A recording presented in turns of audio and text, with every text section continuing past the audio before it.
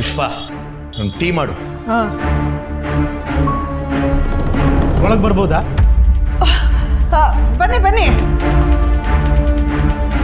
Tea ಮಾಡು ಒಂದೇ. ಈ ಬೀಗರು ಬಂದಿದ್ದಾರಲ್ರಿ, ಇಬ್ರಿಗೂ ಸೇರಿಸಿ ಒಟ್ಟಿಗೆ ಮಾಡ್ತೀನಿ. ಬೇಡ ಬೇಡ ಬೇಡ, ನನಗೆ ಬೇಡ. ಬೇಡವಾ? ಪುಷ್ಪ ಸುಬ್ಬು ಅವ್ರೇನು ಮಾತಾಡಬೇಕು ಅಂತ ಬಂದಿದ್ದಾರೆ, ಕೇಳಿ ಹೇಳಿ. ನಾನು ಮತ್ತೇನು ಹೇಳ್ತೀನಿ, ನಿಮಗೆ ಗೊತ್ತಲ್ಲ. ಹೌದೌದು. ಈಗ ಅನು ಮದುವೆಗೆ ಯಾವುದೂ ತೊಂದರೆ ಇಲ್ಲ ಬೀಗ್ರೆ, ನಮ್ಮ ಯಜಮಾನ್ರನ್ನ ಒಪ್ಕೊಂಡಿದ್ದಾರೆ. ಏನೇ ಏನ್ ಮಾತಾಡ್ತಿದ್ಯಾ ನೀನು? ಏನೇ ಮಾತಾಡ್ತಿದ್ಯಾ? ರೀ ಸ್ವಲ್ಪ ಇರಿ. ಬೀಗ್ರೆ ನೀರಾದ್ರೂ ಕುಡಿತೀರಾ? ನಾನು ಮಾತಾಡ್ತಾ ಇರೋದು ಕೇಳಿಸ್ಕೊತಾ ಇದೆಯಾ ನೀನು? ಈಗ ಅನು ಮದುವೆಗೆ ಯಾರು ಒಪ್ಕೊಂಡ್ರು? ಯಾರು ಒಪ್ಕೊಳ್ಳಿಲ್ಲ? ನಾನು ಒಪ್ಕೊಂಡಿಲ್ಲ, ಮುಖ್ಯವಾಗಿ ಅನು ಒಪ್ಕೊಂಡಿಲ್ಲ. ಅನು ಒಪ್ಕೊಂಡಿದ್ದಾಳೆ. ನನಗೆ ಅರ್ಥ ಆಗತ್ತೆ ಸುಬ್ಬು ಅವರೇ, ಮಗಳ ಮದುವೆ ಅಂದರೆ ಆಟ ಅಲ್ಲ. ನಿಧಾನಕ್ಕೆ ಯೋಚಿಸಿ ನಿರ್ಧಾರಕ್ಕೆ ಬರಬೇಕು ಅನ್ನೋದೆಲ್ಲ ಸರಿನೇ. ಆದರೆ ಸಮಯ ಅಂತ ಇದೆಯಲ್ಲ, ಅದು ನಮ್ಮ ಕೈಲಿಲ್ಲ. ನೋಡಿ ಏನದು? ನೋಡಿ, ನಿಮಗೆ ಗೊತ್ತಾಗತ್ತೆ.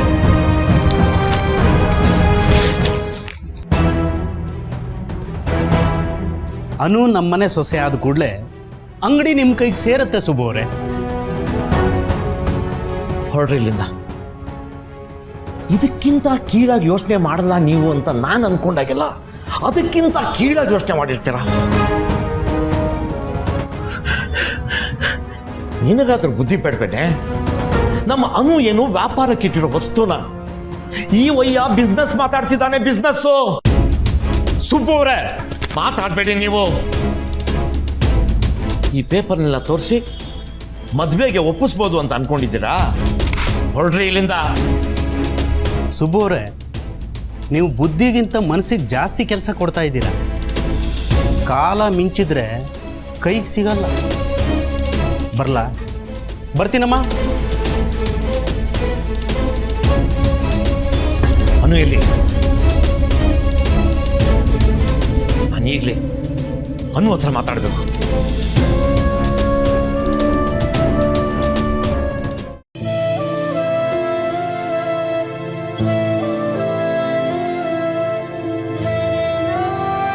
ಅನು,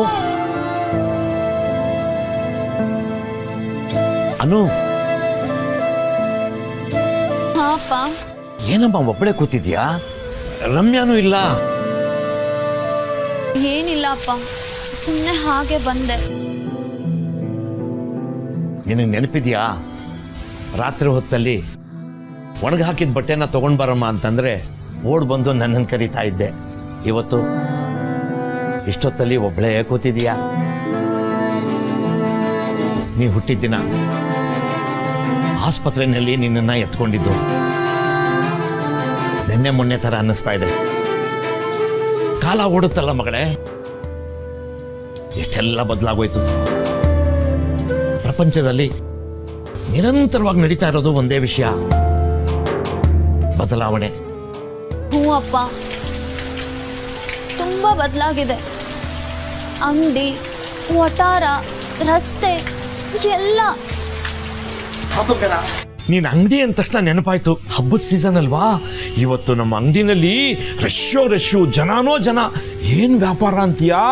ನಾನಂತೂ ಬಂದವ್ರ ಜೊತೆ ಎಲ್ಲ ಮಾತಾಡ್ಕೊಂಡು ಅವ್ರಿಗೆ ಸೀರೆ ತೋರಿಸ್ಕೊಂಡು ಬಹಳ ಖುಷಿಯಾಗಿದ್ದೆ. ಈ ಖುಷಿ ಗಲ್ಲಾ ಪೆಟ್ಟಿಗೆ ಮೇಲೆ ಕೂತಿರ್ತಾರೆ ನೋಡು, ಅವ್ರಿಗೂ ಸಿಗಲ್ಲ.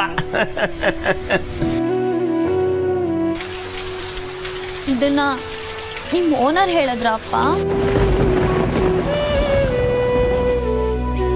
ಓನರ್ ಅಲ್ಲಮ್ಮ, ನಾನೇ ಹೇಳ್ತಾ ಇರೋದು.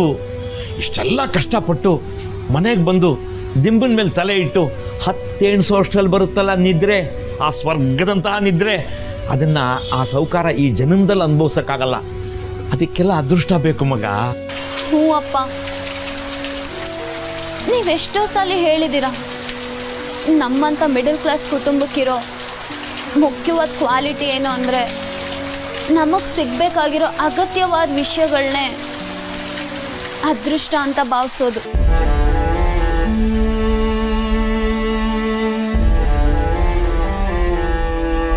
ಅದು ಸರಿನೇ, ಅಗತ್ಯವಾಗಿರೋ ಕೆಲವೊಂದಕ್ಕೆ ಅದೃಷ್ಟನೂ ಬೇಕು ಬಂಗಾರ. ಈಗ ನಿನ್ನ ಮದುವೆ ವಿಷಯನೇ ತಗೋ. ಹುಡುಗ ಹುಡುಕ್ಬೇಕು ಅನ್ನೋದು ಅಗತ್ಯ, ಒಳ್ಳೆ ಹುಡುಗನೇ ಸಿಗ್ಬೇಕು ಅನ್ನೋದು ಅದೃಷ್ಟ ಅಲ್ವಾ? ಆ ಅದೃಷ್ಟ ಆಗಾಗ ಬದಲಾಗತ್ತಾ ಅಪ್ಪ? ಛೇ ಛೇ ಛೇ ಛೇ ಛೇ, ಹಾಗೇನಿಲ್ಲ ಬಂಗಾರ. ನಿನಗೆ ಒಳ್ಳೆ ರಾಜ್ಕುಮಾರನೇ ಸಿಗ್ತಾನೆ ಅಂತ ಬರೆದಾಗೋಗಿದೆ. ನಾನು ಹುಡುಕ್ಬೇಕಷ್ಟೇ. ನಿನ್ನ ತುಂಬ ಅಂದರೆ ತುಂಬಾನೇ ಚೆನ್ನಾಗಿ ನೋಡ್ಕೊಳ್ಳೋನು, ನಿನಗೆ ತುಂಬ ಇಷ್ಟಪಡೋನು, ಜೀವನ ಪೂರ್ತಿ ನಿನಗೆ ಪ್ರೀತಿ ಕೊಡೋನು ಎಲ್ಲಿದ್ದಾನೆ ಅಂತ ಹುಡುಕ್ಬೇಕಷ್ಟೇ.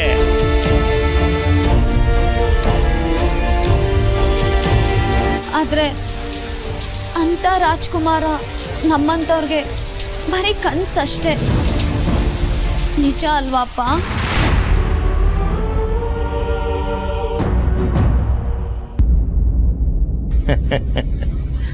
ಕಾಣೋ ಕನ್ಸಿಗೆ GST ಇದೆಯಾ ಮಗಳೇ? ನನ್ನ ಮುದ್ದು ರಾಜ್ಕುಮಾರಿಗೆ ರಾಜ್ಕುಮಾರನೇ ಸಿಗ್ತಾನೆ, ನೋಡ್ತಾ ಇರು. ಮೊದಲಾದ್ರೆ ಕನ್ಸಂದ್ರೆ ತುಂಬಾ ಖುಷಿ ಕೊಡ್ತಿತ್ತು, ಆದ್ರೆ ಈಗ ಕನ್ಸಂದ್ರೆ ಭಯ ಆಗತ್ತಪ್ಪ. ಕನಸು ಕಳೆದ್ಮೇಲೆ ಮತ್ತೆ ವಾತ್ಸವಕ್ಕೆ ಬರ್ಬೇಕಲ್ಲ ಅಂತ.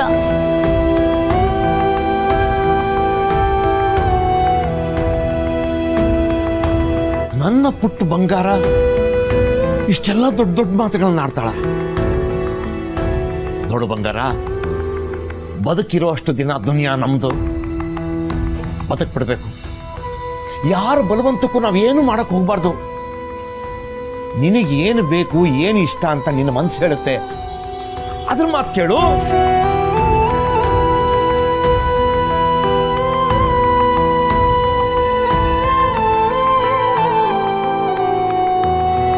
ಬಂಗಾರ,